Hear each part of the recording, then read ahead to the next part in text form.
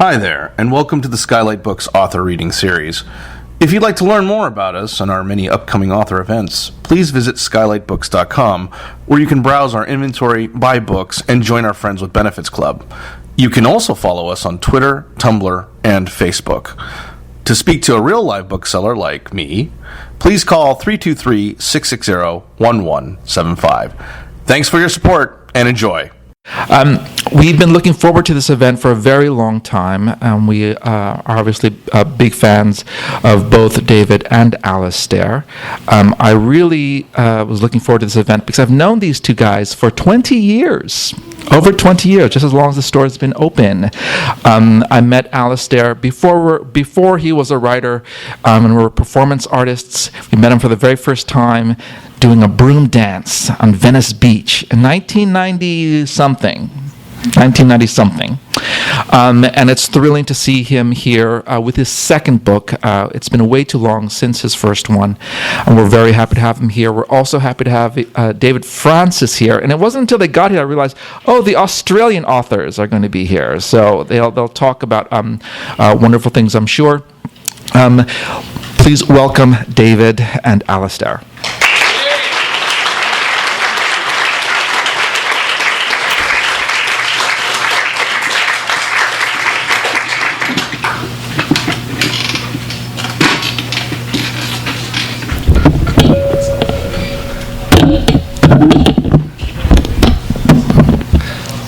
Thanks, Noel, and can everyone hear me okay? Thanks, everyone, for coming tonight. It's really lovely to just see faces I know and faces I don't know. Thanks to Skylight and David, and really lovely to see my students, both current and former, from Antioch University. So, I'm going to read a little bit for you from the book to give you a sense of its shape, and then we'll talk a little bit. And I think I'll start right at the beginning. The weight. I know nothing about death, absolutely nothing.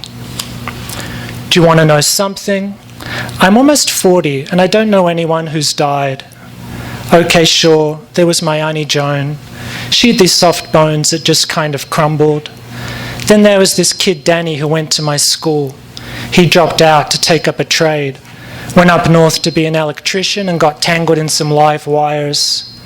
And there are those people I read about in the newspaper whom I almost feel I know, like that boy from UCLA who left his dorm at 3 a.m. The police dog followed the boy's scent to a bus stop where the trail ended and the scent disappeared. They found his skeleton a couple of years later in a basement in Oregon. So I have known of some people, but no one really close to me. That's a little weird, right? As a result, I can't help thinking I'm deficient in something. I can't help feeling I lack a certain weight. I think I'm going to take my glasses off, they're too strong. Holy Cross Cemetery. Let's see if I can come to grips with this. When I'm at work, if I'm looking for death, I don't have to look very far. There's a cemetery across the street from the university where I teach. Opened in 1927 by the Roman Catholic Archdiocese of Los Angeles, Holy Cross Cemetery covers approximately 300 acres of land in Culver City. There's a photo on the internet of the inaugural ceremony. In the image, which is grainy, a lady wearing a hat with a veil concealing her face is in the process of cutting a black ribbon spanning the entrance gate, declaring the cemetery open for business. The crowd appears to be enjoying themselves. We can assume that many of them are still there. The Archdiocese was selling plots dirt cheap. As far as cemeteries go, it's not much to look at. The headstones are all flat in the ground. I'm not sure why. Something to do with space, I suppose, or a symbolic function of which I'm unaware. And the trees are few and far between, so viewed from a distance, or without my glasses, it could almost be a golf course. Even the white marble box of the mausoleum on top of the hill could be mistaken for a golf clubhouse designed in the brutalist fashion by some third-rate Le Corbusier. Still, these 300-odd acres of consecrated ground serve as a point of orientation for me and my endeavours and for visitors to the university, which is located in one of 5 identical glass buildings and can be difficult to find. Just look for the big metal cross on top of the cemetery gates, our receptionist says, in response to the frequent inquiry, "Where are you? Where are we?" So, that's the opening of the book, and what proceeds is, I guess there's 3 different narratives going on. The narrator, who bears my name, is trying to figure out death. So he goes to Holy Cross Cemetery, across from where he teaches, to see what he can learn there. So partly the book is a guide through Holy Cross, an investigation, a fictional investigation. It's also a guide through the narrator's brain as he unravels thoughts and ideas and anecdotes about death. And then the third thread, he states that he doesn't know anything about death, but he's talking to someone that he's met in the cemetery.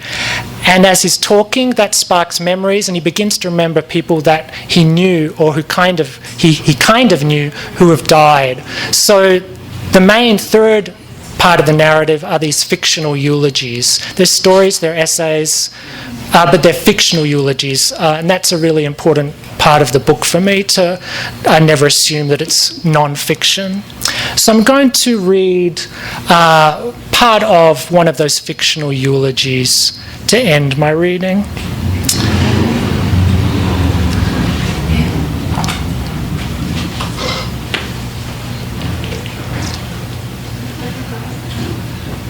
And this is, the epigraph to the, not so much the epigraph to the book, but the dedication is to the dead who find themselves interred in this book. So each of these eulogies is really for the person who it's about. The dancing corpse of Jill Yip. A corpse is a dead body, usually human, though in Middle English it just meant body, human or animal, alive or dead. I've only laid eyes on one corpse, the corpse of Jill Yip. Jill was a dancer. A dancer is someone whose body moves. Jill's body stopped working.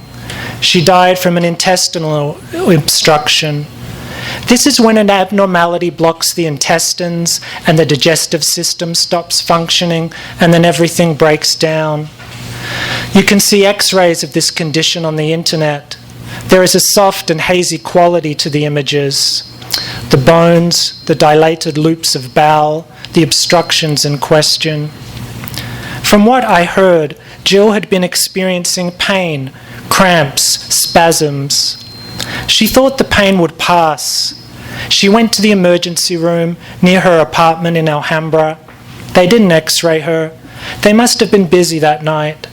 They looked her over and gave her some pills and then sent her back home. I imagine Jill tried to get some sleep. The pain woke her up. It will pass, it always does. But this was a new form of pain, and she sensed something was wrong as her body went haywire. I believe Jill's roommate was out at the time, but was the one who later discovered the corpse. There was some speculation that the harsh discipline of dancing had led to Jill's death. One of the definitions of dance is to bring to a particular state or condition by dancing. Example, she danced herself to exhaustion. Dancing is hard on bodies and on the internal organs. Dance forces the body to do things it isn't necessarily designed to do. I'm increasingly aware that death forces language to do things it was not designed to do. Language breaks down. It experiences cramps, spasms. I saw Jill dance a handful of times. She danced with a company, but once I saw her perform a solo, her only solo. I think it was called Pirate Dance. It was one of those dances with talking. Jill talked as she, her body moved. She told a story about her past. A story is a series of sentences that move. When Jill was a small girl, her family fled Vietnam on a boat. The journey was long and arduous. Pirates came on board and raped the women and children, threw some men overboard, left them to drown or to be eaten by sharks. Jill had to drink seawater. You could tell she was leaving all sorts of things out. For the performance, Jill wore a pirate's hat made out of newspaper. She wore a black eye patch, a belt around her waist, with a silver plastic pirate's knife in a gold plastic scabbard, a child's Halloween costume. She said the men who came on board wore fake paper hats, like they were pretending to be pirates, but that everything they did was real. Jill and her family survived the journey and reached America. At school, Jill said, wielding her fake knife at members of the audience, when my teacher asked me what I wanted to be when I grew up, I told her I want to be a pirate. The dance ended with Jill intoning these lines again and again. I want to be a pirate. I want to commit atrocities. I did not succumb to the pirates. I escaped them. I have no memory of the actual dance, the steps, the gestures, and even if I did, I would be unable to explain it to you because it's my belief, a belief that borders on the category of the spiritual, that the body moves outside of language. There was no music, I can say that. Sometimes Jill would stop talking and dance silently with a delicate and controlled violence. She would start to talk about what happened to her on that ship, but her words would sort of drift off, and she would replace them with the ragged sound of her breathing and the clumping sound made by her feet. When I learned of Jill's death, Tim told me one of the other dancers in her company had called him. He came into the kitchen to convey the news. It struck me as very unjust. What bothered me was not that Jill was 29, a month or two older than me, not even the hospital's oversight, but the manner of death. Jill had overcome all those dangers as a child, made herself sick from salt water, come all this way only to die like this. Somehow, I thought, staring at our kitchen walls, which are a bright Mexican blue, it would have been better to die at the hands of those pirates. Jill's cool, clipped voice ran through my head. I did not succumb to the pirates. I escaped them. Jill Yip's corpse was situated in a funeral parlour in Alhambra. Tim and I drove out there with our friends Danielle and Trey. Danielle's a redhead. Trey has jet black hair. Though apart from Jill, who cares what any of us look like? We all dressed in dark colours. The car was cramped and the day was warm and dusty. The funeral parlour was on a street lined with factories, bed manufacturers primarily, and other funeral parlours. A funeral parlour is a kind of factory. It makes death on a mass scale through a process of maintaining. A parlour with a crematorium is also a factory, one that doesn't produce anything but destroys things. Yet reducing a body down to an urn full of ash, you're still making something. When we arrived at the parlour, the foyer was filled with people, mostly Jill's young dancer friends, who were also dressed in dark colours. There were all these photos of Jill, prints of various sizes pinned to the walls. Like death or dancing, beauty cannot be described, but the photos provided evidence that Jill was small and pale, with dark hair and eyes so dark I would call them black. She was fine-boned. She had amazing cheekbones, like God had stuck those compasses that are used to draw circles and arcs in geometry beneath her skin. Hers was an exquisite, severe form of beauty. I was about to say the event in Alhambra was a funeral, but it wasn't. This was a viewing. I've never been to a funeral, but as I understand it, that event is a formal affair. There are eulogies and choreographed actions, and the body is positioned in its final resting place. A viewing is an informal affair. Its main purpose is to perceive the body. There are no eulogies, which in my opinion is preferable. Language only obstructs our ability to see death. Without words, it gives us a chance to have a more immediate relationship to the corpse.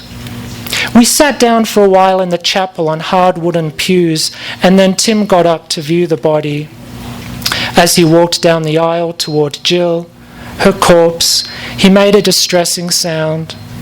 He began wailing at the sight of his student. Tim rarely shows his emotions, but when he does, they spill out violently. It's as if he becomes someone else. I'm the same. That could be why we get on. I didn't know what to do, so I sat there as Danielle went up to comfort him. He wept into her red hair. His grief, or its demonstration, was so extreme, localized in his body yet immense, it was like watching a twister from a distance I had wrongly assumed was safe. I thought this grief might destroy him and Danielle and me. It might flatten everyone in its wake. His emotions appeared suddenly, as if out of nowhere, then disappeared just as quickly. When it was my turn, I went up and got as close as I could to Jill, her corpse, without touching her.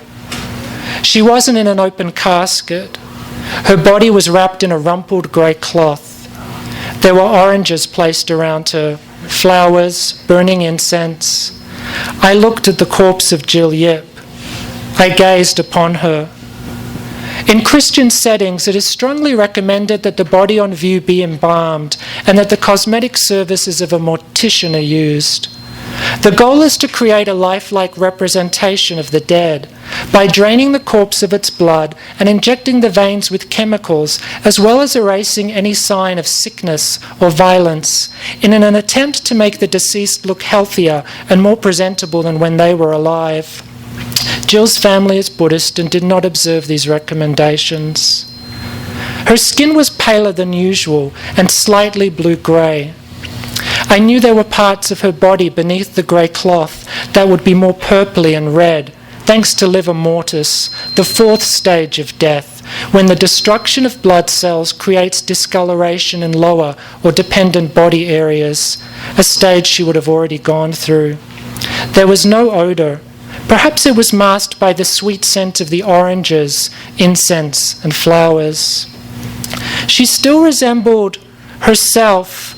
Though unpainted, unadorned, she reminded me, paradoxically, of a high school kid who is the role of an old person in a play. That stage makeup they wear that looks so tacky. There was something unconvincing about Jill's corpse. It seemed fake. I didn't quite believe her in the role she was playing. She seemed to have been drained of an element more essential than blood, that immaterial component we call the soul. However, there was a trace of life. I felt like I was staring into the mouth of a volcano that wasn't extinct, merely dormant. I would not have been shocked if Jill sat up and stood up and danced.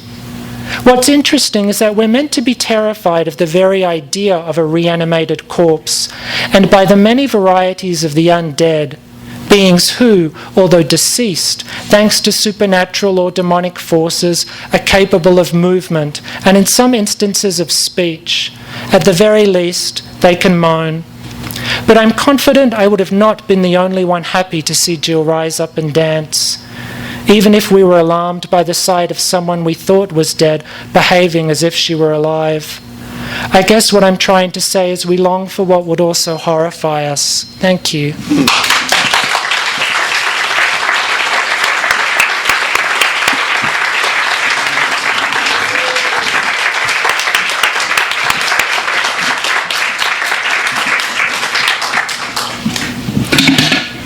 Thanks, Alistair. That was lovely. And thank you again for everyone who has come out this afternoon. It's great to see such a terrific crowd in support of Alistair and his new work. Alistair has recently become an American citizen. He's an immigrant, as am I. He's also married a man, as I have not. And so it's great to be here as an Australian with you, Alistair. And I was thinking while you were reading, how lucky we are to be in this city as sort of refugees of a sort. And I never wrote until I came here. Can you talk about how you came to start writing? And is it something that you always imagined doing, or is it something that emerged as you washed up here in the States? Let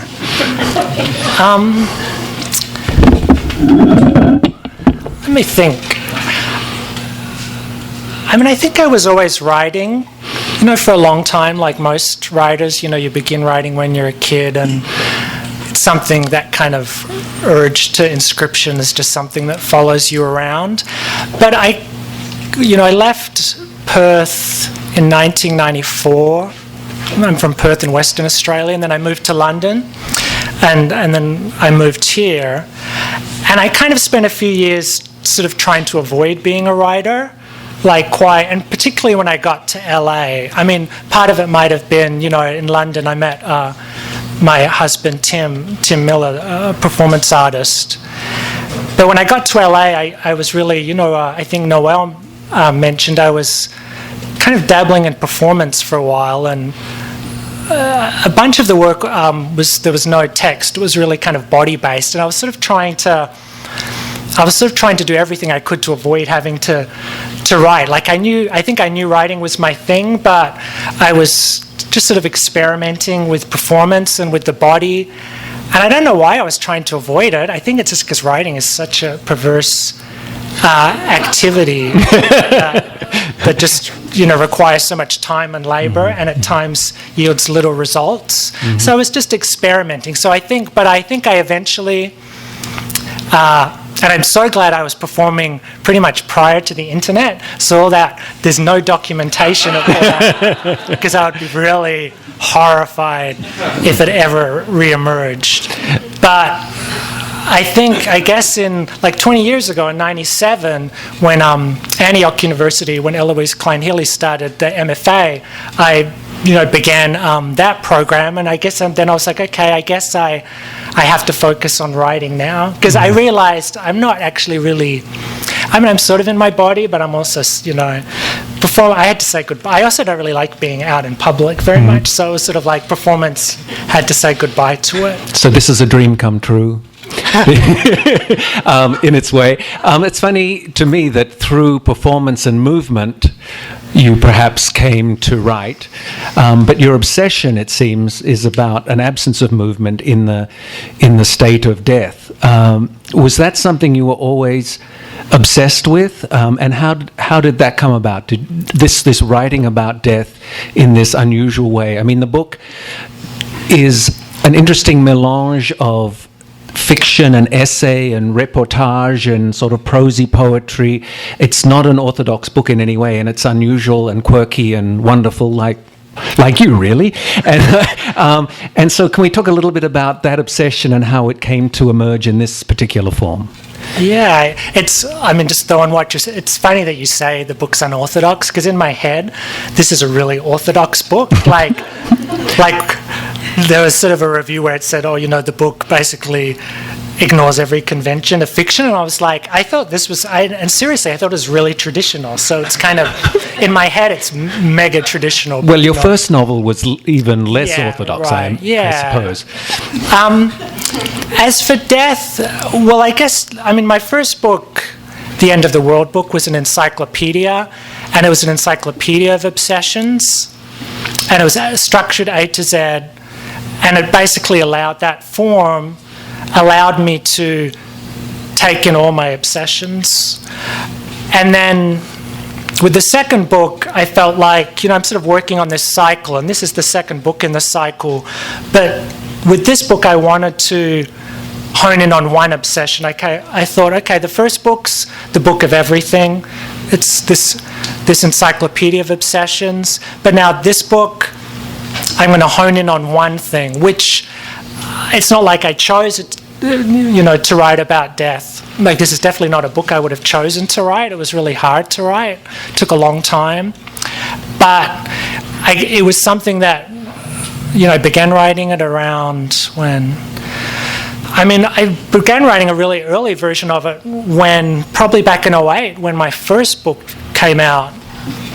And it was just this fixation I had that I sort of honed in on, and I had to just write my way out of it and spend 8 or 9 years writing my way out of it. And you had a lot of pages at some stage that were reduced somewhat. Yeah, I mean, the initial, I'm sure the initial version was my early drafts I always write, it's kind of just like manic.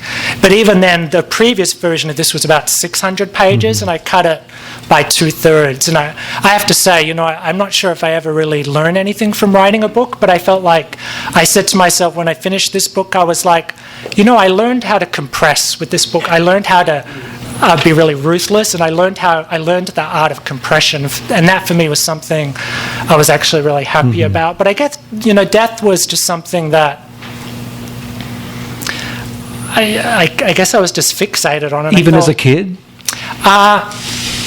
Were you a goth teenager? You look like you might have been. I wasn't a straight up. I wasn't a straight up goth. Like, I didn't wear, I wasn't pure goth. You were a gay up goth? No, I was sort of goth adjacent. It's like you wear black, you hang out with goths. You're a little skeptical of like straight up goth, but then still you like a lot of goth music and paraphernalia. But I guess as a kid, there's like early parts of the book, like there's a section called The Dead Man's Things, which is about me and my dad. And as a kid, when he brought home all these, my dad used to garden to make some extra money, and one day he brought home all these belongings from the deceased husband of one of his clients, and he kind of gardened for all these wealthy women, and so the client's husband had died, and he brought home all the old man's clothing, and I felt like, so I write, so that was something I really felt like was this magical experience. It was like my first encounter with what death is. But I actually think in some ways it came up more in the last 10 years or so, actually. When you became kind of besotted with these stories of people who you knew or read about who had died. People say that they write to find out what they think about things, which is kind of what you've done, it seems to me, but it's also, you've written this, this is totally me projecting, to find out how you feel about this very specific thing that we in the West avoid because culturally we seem to not really embrace it, and we avoid it until it happens, and then we're surprised. There are people dying every second of the day who are in exactly our health as we sit here all over the world, and yet we're surprised that it's not us today, and yet it could be. Any one of us here could die, and we don't think about that. In other traditions they do. And for you, it's really interesting to read someone's exploration of that in a non-scientific but sort of emotional and what kind of way? Talk about that. You want a question? You want to question mark? Yes, okay. Please. I'm quite a literal person. I'm wondering how you got to write this book without. There's a lot of research you've done, which is interesting, and you can talk about that if you'd like. But also the fact that you're doing it from an emotional, kind of intellectual, but an exploration from your own very heartfelt experience. Yeah, that is interesting, because what you say about feeling, because the narrator he's quite detached from his emotions and from his feeling states. But he has a yearning. Yeah, and I think his kind of quest, he thinks that maybe through investigating death, it might allow him to feel something. And I'm not sure if that ends up being the case or not. But also even just in terms of writing the book, I remember I was very, you were talking about the earlier draft. Like, I guess back in, when was it? Was it last year? I guess I think it was last year. Last year I'd basically written a draft and I thought, okay, this is it. I finished the book. It was probably maybe about a third longer than this book, but it was actually a little more conventional. But the tone and the voice were kind of a lot more I guess the tone and the voice were a little friendlier, because I think I was a little scared of really, I was sort of scared of the subject material. And at a certain point I realized that voice and tone, it was a little friendlier, a little more, not quite emotional, but I think it was trying to be a little more audience friendly or a little more palatable. But at a certain point, I realized both the voice and the tone and also the structure, I tried to do a more conventional sort of structure, so it was taking place over one day in a cemetery, and that's not the kind of writer I am. But at a certain point, one thing I also really learned was I thought, I just don't have to, I actually then tried to drain as much feeling from the book as I could. And even though I actually end up thinking it's still there, because the voice is pretty conversational, but then it veers into kind of a more objective voice. It veers back and forth. I really wanted to get rid of feeling and see if through that feeling could arise on its own. And there's no sense of sentimentality at all, obviously. But I think that feeling does sort of bubble up between the lines and the language, and I love how the novel invites us as readers to really tackle what we think about death and what our experience has been, and there is a familiarity with the audience that you touched on, and in fact you change often from the first person to the second person, and you kind of break that in theatre. I guess it's the fourth wall. You break that wall and start talking about you. I would invite you to partake in this. And how conscious was that, or did that just emerge? And can you talk a little bit about that that second person adventure? Well, in that version I was referring to earlier, initially, the cemetery sections took place, and it was clear he was directly addressing someone he was with in the cemetery. And there was this feeling of okay, who is this individual he's talking to? And that's still there in the book. And that, for me, is part of one of the buried things in this book. But it feels like the audience, it feels like the reader to me. Yeah, sometimes. But then I think if you start to look, sometimes this you, it's a sort of a slips. And so sometimes the you refers to more than one person simultaneously. I don't want to explain that too much, but I would say that, at least in my head, there's at least there's definitely two yous, but there's, I think, at times even three yous that the author's addressing. Sometimes or simultaneously, and then sometimes one you will refer to one of those three yous. And it's interesting how we as the reader may sense one or two of those yous, but or maybe not, but it's our own experience. Right, and it's sort of where, I love direct address, and it's where in some ways I think the book is actually really kind of old-fashioned, because I love that form of direct address, like in the Victorian novel and in the 19th century novel, where, the dear reader, that I've always loved that. So for me, it's where I feel this book in some ways is actually really like probably too old-fashioned. I mean, at least again in my head. It's so traditional.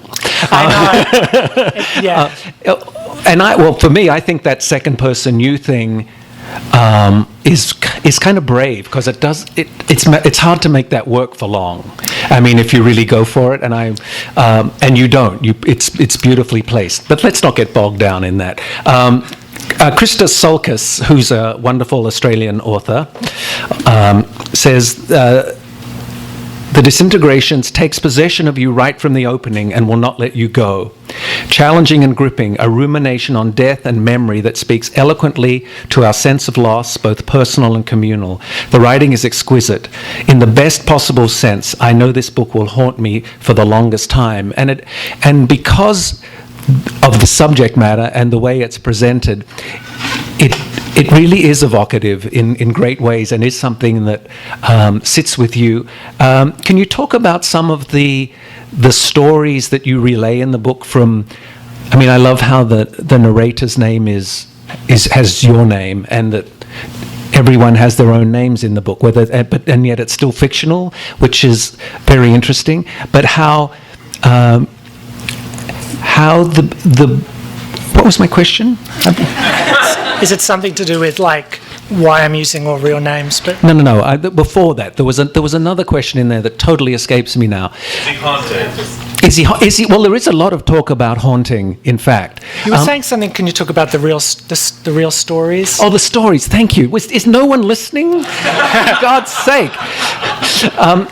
Some of the real stories that were evoked and that you shared with us, and some of those stories that you became obsessed with, you as Alistair or Alistair, or the narrator.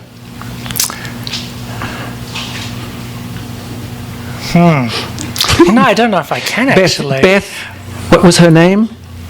Oh, that's my mother. Oh, that's your mother. Yeah, I mean, Okay, I guess what I can talk about. Okay, what about Cooper's story? Is that based on something real? Yeah, I mean, I guess for me that's a chance to talk about, because a lot of people say to me like, "Oh, this isn't a novel," meaning that this isn't fiction, because in the book, most of the names, all of the names of the dead are real. You know, the real people. I'm the narrator bears my name.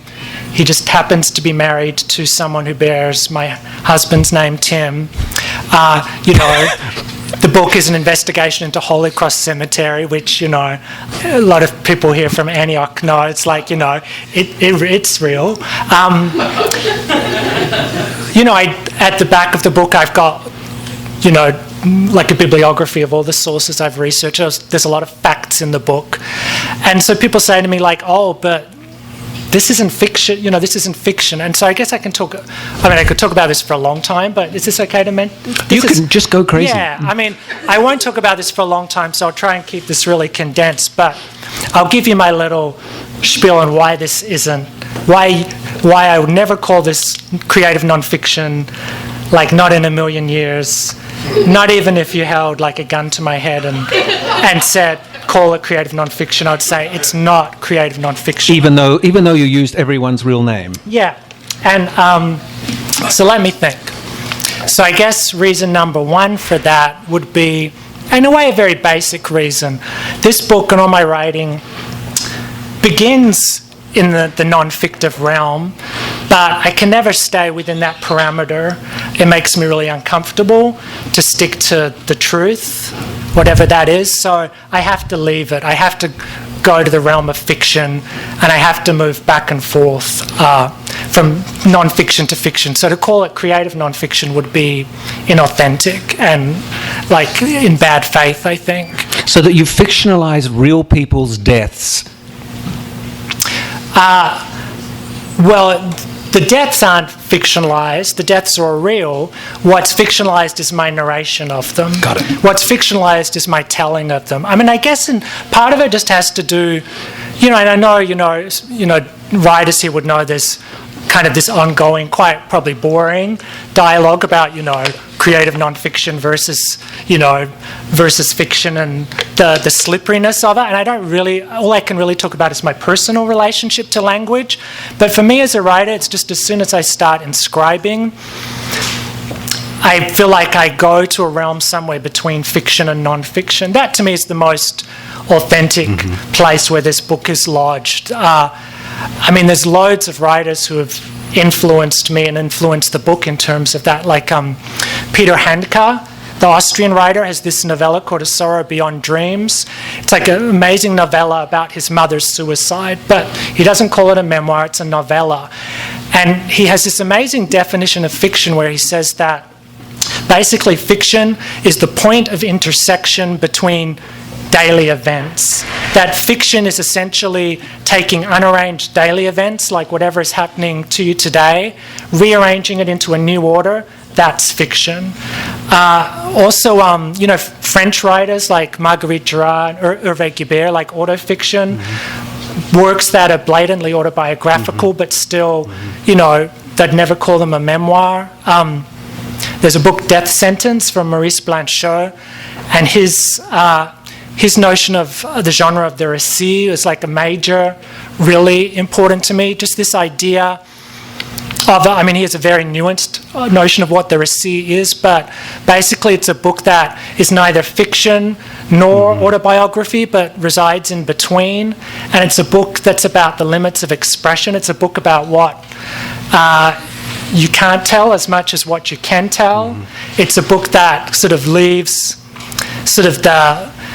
it's a book that there's a great essay on the récit from Lars Iya, and he talks about this idea that a récit is a book that marks the memory of the experience of a novel that the novel would normally leave behind in order to become a novel. The récit takes all the real material but doesn't end up turning it into a novel. It just stays in this in-between place. I mean, this is sounding quite conceptual, but I guess also for me it's very personal, and particularly in terms of writing about death. I mean, I guess for me my relationship to language is that nothing's really can be articulated. As soon as I begin to inscribe, everything turns into fiction, and this was especially for me in terms of death. And it's kind of, I'm sounding conceptual, but for me it also was very much a feeling-based thing. You know that thing when you're a kid and you go to cemeteries, and I guess as a kid, I hung out, you'd go wander around cemeteries. Not all kids. And you look, oh yeah, everybody does. And LA has got so many beautiful cemeteries. But you'd go wander and you'd look at the headstones, and they'd look like weird little books, and it just all feels sort of unreal to you, and kind of like the headstones would look like little fictions. For me, it also wasn't conceptual. It's very much just like to write about the dead.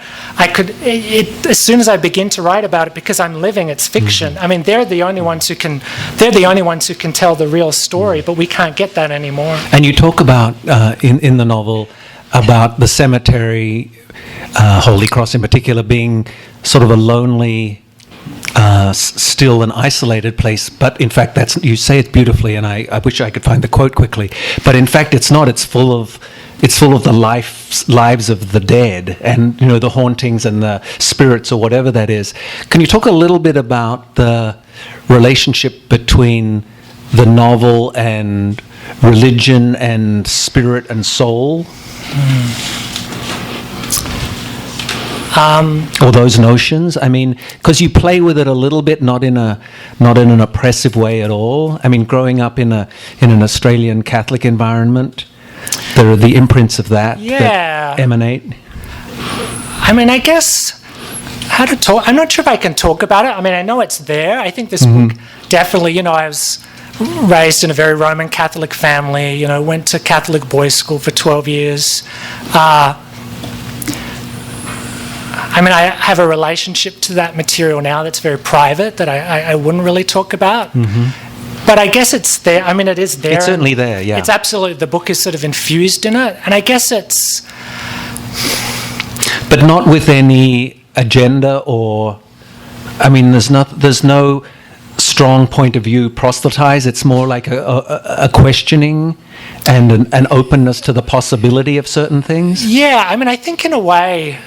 The narrator is trying to figure out his own kind of personal ethics on death, like that. It's like, okay, let me try and get to the bottom of death. And so then, different spirituals, Catholicism and Buddhism, I think, primarily enter into it. But then he's trying to sort of figure out his own personal idiosyncratic ethics as how it relates to it. I mean, I like writers, like I love Dostoevsky. His work is infused with religion. So in some ways, I was sort of drawing on that. Or even like, I really love, music is perhaps as big an influence on me as literature, and like, Nick Cave, who's, the Australian musician, who I guess Blair told me he lives here now. Yes. Maybe he's even here. Is he here? Probably. No, he's not. He's not.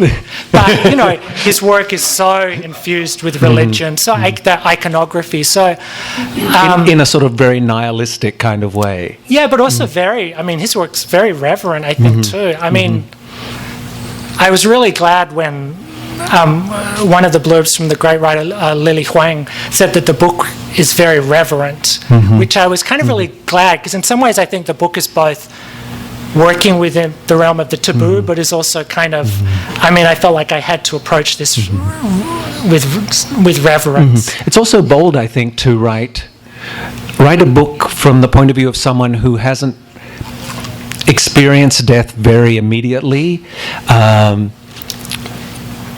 or directly, and explore that when there are people out there who have really suffered enormously from very close family and whatever, and very traumatic deaths in their lives, which I think was a bold and interesting thing to do, and I think you really have done that beautifully. Yeah, and I mean, maybe it was the only place I could write from, like that point of ignorance. And in some ways, I think it was why, and it was sort of foolish in some ways, but it was, someone else said that I was speaking to recently, they said that most death literature is usually written by someone in close proximity to loss. And the departure point for this book is someone who's never experienced loss. So, and I guess I was kind of interested, like, what can come out of that investigation if you're writing from that opposite departure point, but it really was the only place I could write from. And in some ways, I guess philosophically, I was interested in the idea that no one who at least is alive really knows anything about death itself. I mean, that's something that's absolutely unknowable. So that point of ignorance is something that's actually really, really there for everyone, and to some, arguably, I think. And I suspect that a novel has never been written from that kind of perspective. Really? Oh, I bet there has. I bet it hasn't. If anyone knows of one, tell us. But it is a Book of the Dead. I mean, I guess what I hoped was that, I mean, that's its genre. It's a Book of the Dead, like the Tibetan Book of the Dead. And it was like, okay, I'll try and write a Book of the Dead from as singular a point of view as I can. I mean, I think like anyone here could write their own books of the dead. Probably some people have already. And you would each come up with a different, this kind of different book. And it feels very true. The voice feels very, very true, and I love that. I'm going to ask the first question that I plan to ask, because I haven't asked any of the questions yet, and it'll be my last.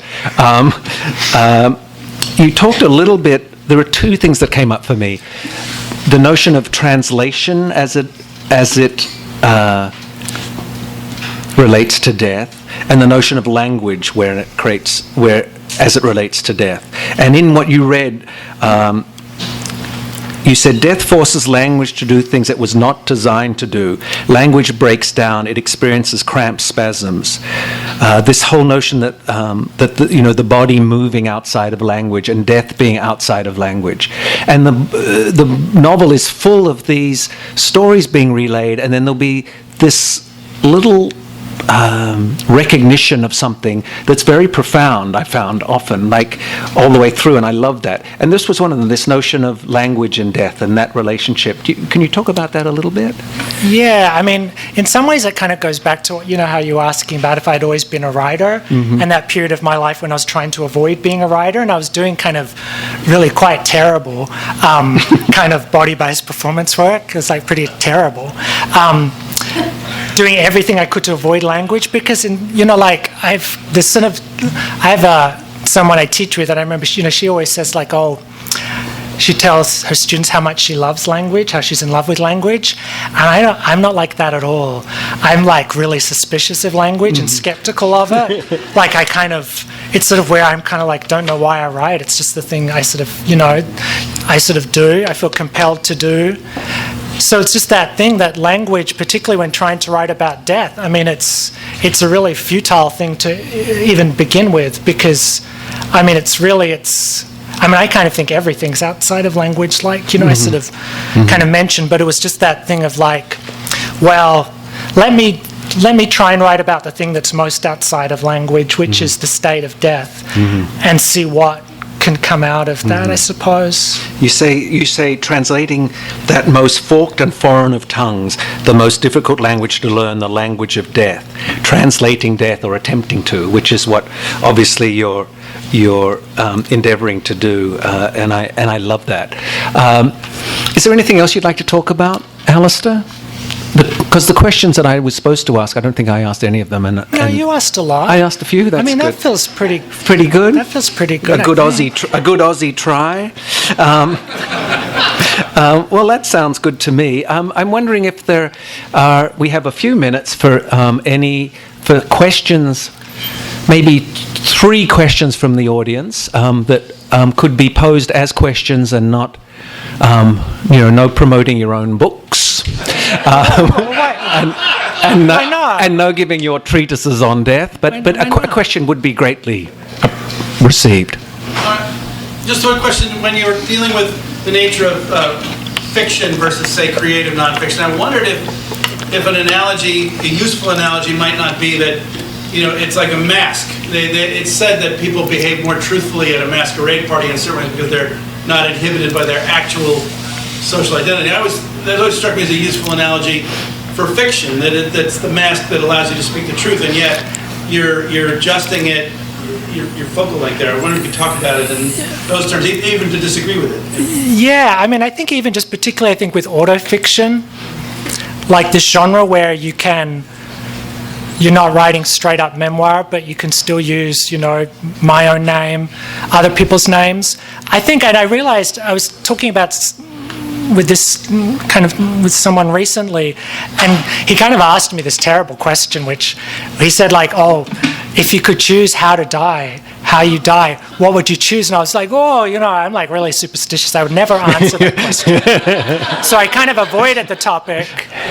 But then somehow I realized that one of the kind of pleasures of writing autofiction, where I get to write a book where the narrator bears my own name, is that it's kind of a doubling. Like it's a way to sort of not die, because suddenly you have this person in the book who has my name, who seems to bear a lot of my traits and my life, but he's a kind of a double, he's a doppelganger, and so it's sort of this sort of, like you said, it's sort of like a mask, but it's also this way to, it's a way to avoid, it's sort of I guess it's a way to sort of maybe not die, theoretically speaking. Good luck with that. Yeah.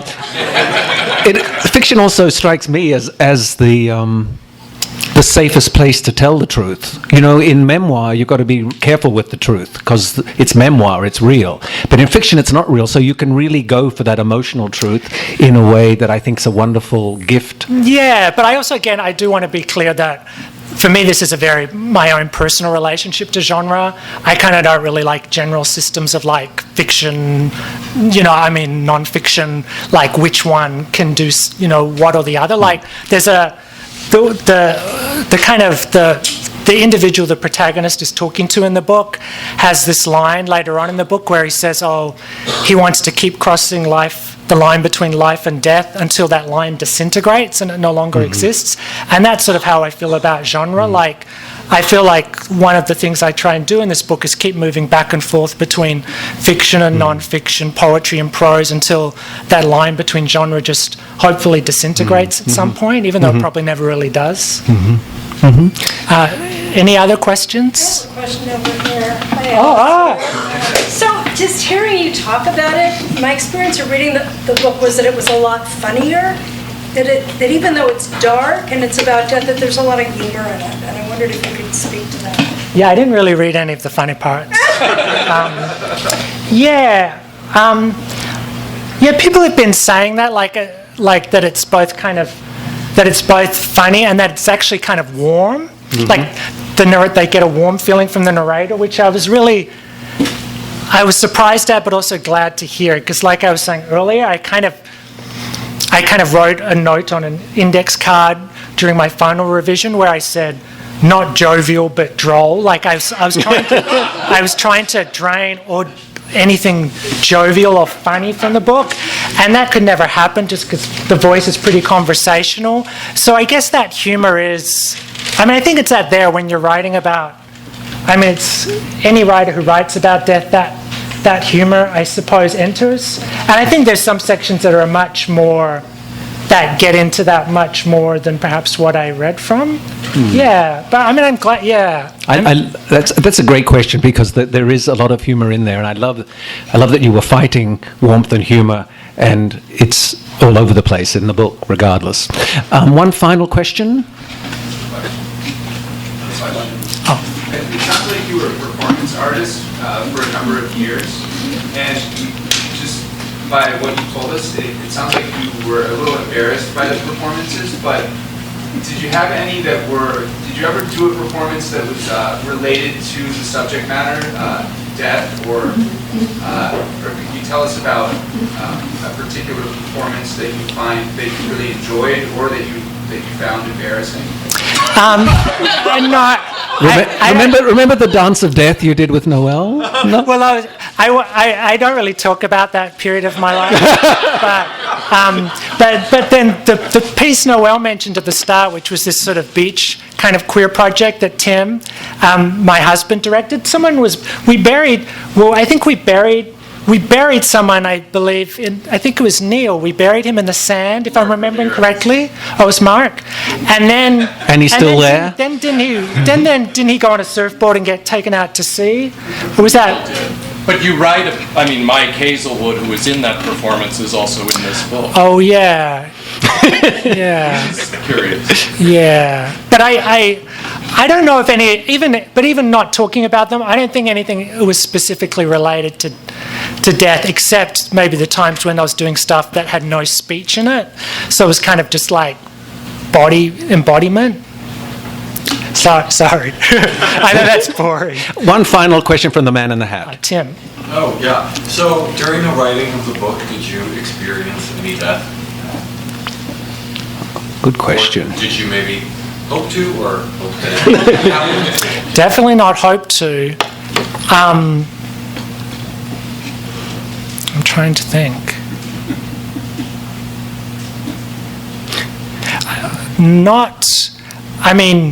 Well, actually, because I wrote it over 8 or 9 years, so...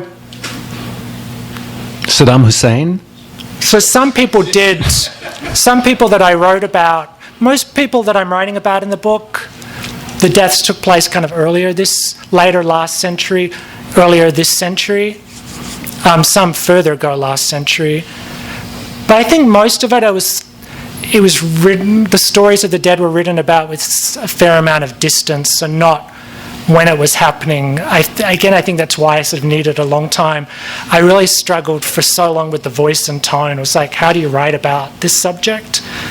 And it took me a lot of years to feel like, okay, I finally figured out a voice and tone that I felt satisfied with. I thought, okay, this I think works. Can I ask you one quick last question? Sure. As a very superstitious person, how has it been tackling that subject when you're deeply superstitious about things? Well, I kind of write about it later on in the book, this idea that the book might serve a kind of talismanic function, which I won't go into too much detail, but it's... it's where it's just that, it's like I definitely would never have chosen to write this book, because it was really it was like going to, to kind of march over to your desk every day to deal with this, particularly being quite a superstitious person. It was, like, it was quite a perverse, it's a perverse thing to do. But I guess it was just that thing of trying to think of that the book might create some kind of talismanic space to ward off death. And being careful. And also there's also something that I won't give directly away, but there's a sort of, if anyone reads the book, there's a mention of death 3 times, but in a sort of an oblique way, and I placed that in the book 3 times to kind of serve a kind of a talismanic.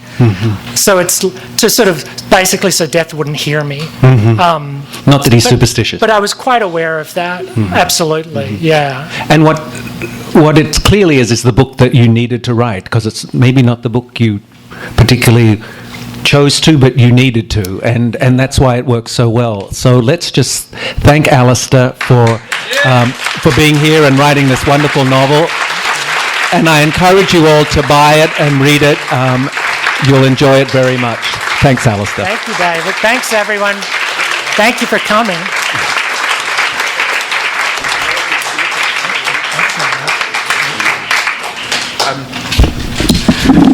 Wasn't that just terrific? Yeah, let's thank David too for taking the time to. We knew that he'd be thoughtful.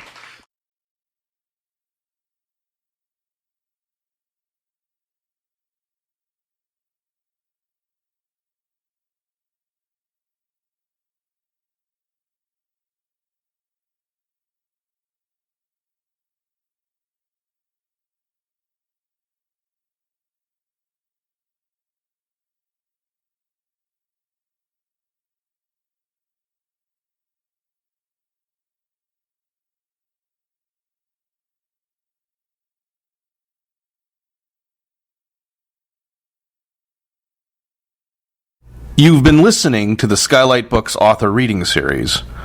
Don't forget, you can listen to this and all of our other great podcasts at skylightbooks.com. Thanks again for stopping by, and we hope to see you soon.